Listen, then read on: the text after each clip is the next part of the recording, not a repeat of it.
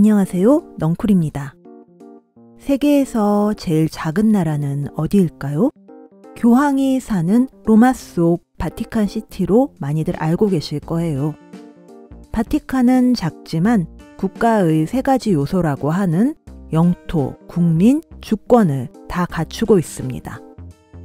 헌데 영토가 없음에도 불구하고 독립정부를 자처하는 망명단체가 아님에도 불구하고 헌법이 있고 독자적인 자동차 번호판을 갖고 있으며 여권을 발행하는 엄연히 국제법상 국가로 인정되는 단체가 있습니다. 바로 십자군 9호 기사단의 후예인 몰타 기사단입니다. 9호 기사단은 9세기 중엽 이탈리아 도시국가 아말피의 어느 부유한 상인이 만들었습니다.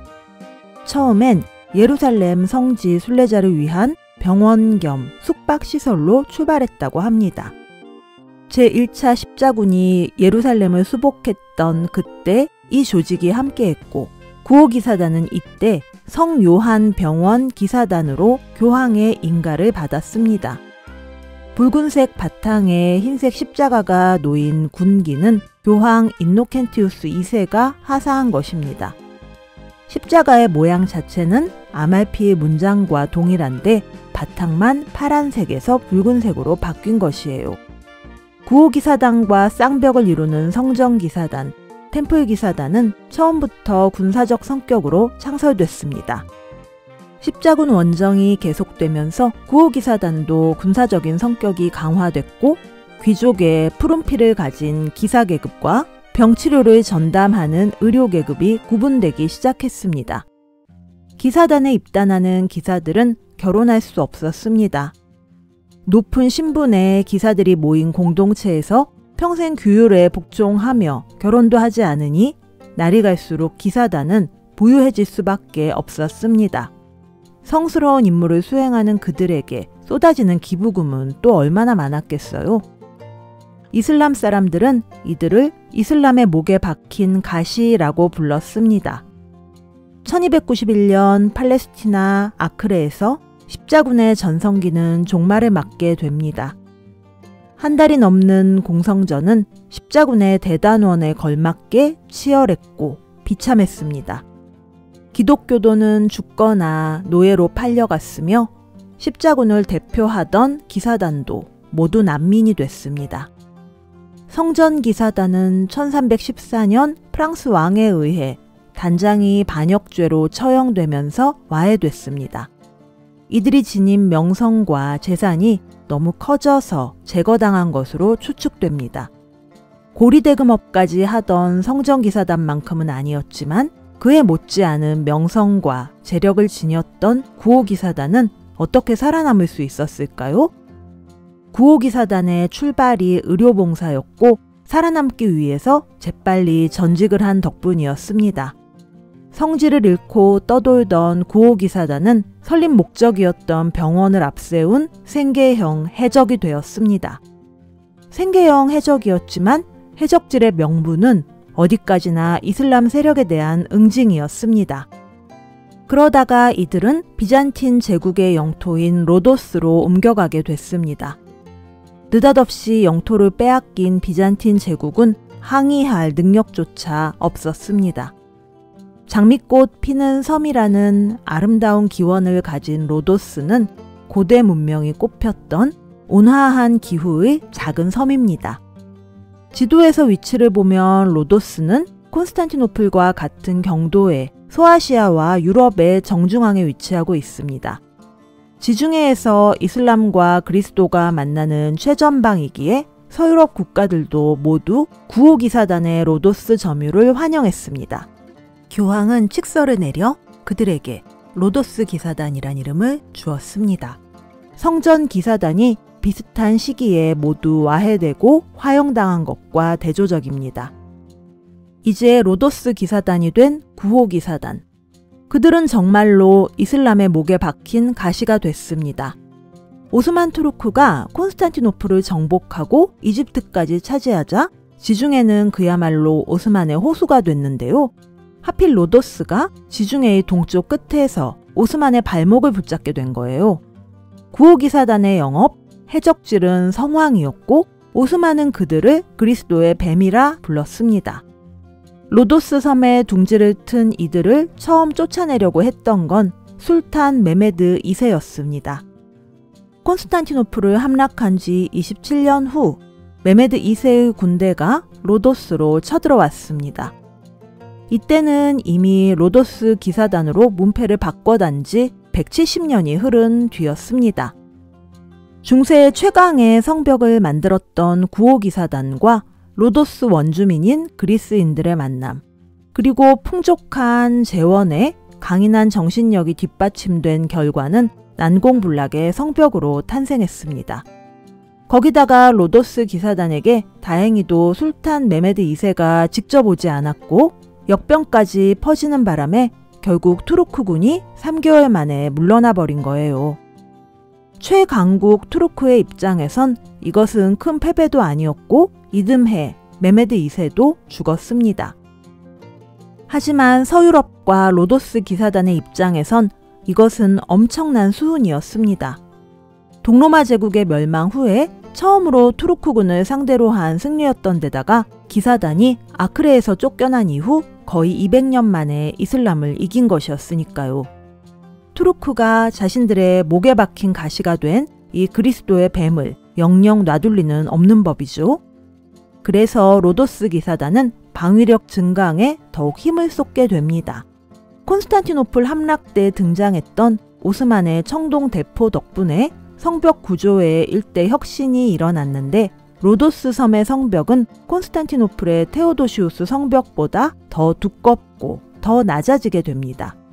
투르크의 위대한 술탄 메메드 2세가 죽은 뒤 투르크는 위대한 술탄 메메드 2세 사후에 점점 더 뻗어나가서 북아프리카까지 차지했고 술탄 슐레이만 1세 때 최고의 전성기를 구가하게 됩니다. 당시 지중해 상에서 기독교 구역은 키프로스, 로도스, 크레타가 남아 있었습니다. 그중 크레타와 키프로스는 베네치아 공화국의 구역이었고 통상으로 먹고 사는 베네치아는 공식적으로는 한 번도 투르크와 척을 진 적이 없었으며 이 섬들의 규모는 로도스보다 훨씬 컸습니다. 그리고 베네치아는 이슬람교도를 상대로 해적질을 하지도 않으니까 전쟁의 명분도 없었습니다. 명분으로 보나 규모로 보나 로도스를 가만둘 수 없었겠죠? 1521년 20대 중반의 젊은 술탄은 60세가 다 된 로도스 기사단장 릴라당에게 정중하게 편지를 씁니다. 최고의 군주 슐레이만 1세는 아름다운 필체로 자신의 승리를 축하해달라고 하며 기사단이 섬을 넘기고 떠나면 주민들의 안전과 종교를 보장해 줄 것이며 떠날 때 귀중품과 기사단의 군기를 갖고 갈 수 있도록 해주겠다고 제안했습니다. 자존심 강한 기사단장 릴라당은 답장도 하지 않았고 이제 전쟁은 피할 수 없게 됐습니다. 안녕하세요, 넝쿨입니다. 아무리 난공불락의 성이라도 시간은 공격자의 편이다. 로도스 공방전을 앞두고 초빙된 최고의 성벽 기술자 마르티넨고는 이렇게 말했습니다. 투르크군의 전술은 늘 같았습니다. 대포, 그리고 끝없는 인원 투입. 콘스탄티노플 공방전 끝에 비잔틴 제국이 멸망한 1453년 서유럽에서는 백년전쟁이 끝났습니다. 백년전쟁이 가진 가장 중요한 의미는 봉건 영주제가 막을 내렸고 국가 개념이 확립됐다는 점입니다. 봉건 영주제의 상징이었던 기사, 그런 기사만이 입단 가능했던 십자군 구호기사단, 로도스 섬에 남은 구호기사단의 후예들은 그렇게 지나간 시대의 마지막 유물들이었습니다. 로도스를 지킬 수는 없었지만 마지막까지 싸운 십자군이라는 상징성의 승리일까요? 결국 로도스 기사단은 끝까지 살아남아서 현재까지 몰타 기사단으로 명맥을 이어가고 있습니다. 움베르토 에코의 세상의 바보들에게 웃으면서 화내는 방법에 보면 여기에 관련된 에피소드가 나옵니다. 움베르토 에코는 어느 날 몰타 기사단의 입단을 권유하는 편지를 받았습니다. 그는 책장에서 사이비 몰타 기사단 16개의 이름이 적힌 책을 꺼내서 이름을 확인해 봅니다. 초청장의 발신인은 사이비 몰타 기사단의 명단에 있는 기사단에서 떨어져 나온 새 분파였고 전 세계 멤피스, 미스라임, 고대 동방 전례 프리메이슨 기사단의 수장이라는 칭호까지 달고 있었습니다. 움베르토 에코는 이 복잡하고 사이비 논란이 많은 몰타 기사단 대신에 이탈리아에서 오랜 역사를 가졌고 모두가 알아주는 리코더 협회에 가입하기로 결심하며 글을 마쳤습니다. 몰타 기사단이 현재까지도 인간의 낭만과 허영심을 자극하는 건 그들이 지닌 상징성 때문입니다.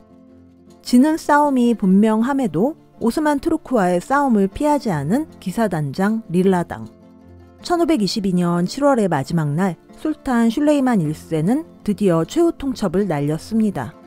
여러 번 항복을 권유했으나 대화가 안 통하니 내일 아침 공격을 개시한다는 편지였어요. 오스만 투르크의 술탄도 기사단 못지않게 죽어도 멋은 못 잃어버리는 사람이었던 거죠. 예고대로 8월 1일 아침 포성이 시작됐고 기사들은 머리끝부터 발끝까지 휘황찬란하게 차려입고 성벽 위에서 침략자들을 맞았습니다. 호화롭게 무장한 600명의 기사들이 붉은 망토를 휘날리며 성벽에 서 있는 건 장관이었을 겁니다. 이쯤 돼서 다시 떠올려보는 명언, 아무리 난공불락의 성이라도 시간은 공격자의 편이다. 기사단이 아무리 일당백이라 할지라도 성벽이 아무리 견고하다 할지라도 이 싸움의 승패는 처음부터 정해져 있었습니다. 결국 언제까지 버티냐의 문제였을 뿐이죠. 오래 버티긴 했어요. 상대가 끝없이 밀려오는 오스만군만 아니었다면 이겼을지도 모르겠네요. 11월 29일 술탄은 항복을 권하는 직접 쓴 편지를 성벽 안으로 날렸고 투르크군 병사들은 돌아가면서 화해를 원하는 제스처를 성벽 앞에서 취했습니다. 이것은 기사단에게는 영향이 없었겠지만 주민들을 크게 동요시켰습니다. 중국 고사의 사면초가처럼 말이죠. 주민들은 결국 자신들이 직접 술탄과 교섭하겠다는 의사를 밝히게 됩니다. 모두 복잡한 심경 속에서 차마 의견을 말할 수 없던 그 자리에서 분연히 항복에 반대한 이는 술탄과 같은 나이의 프랑스 기사 라 발레트 뿐이었습니다.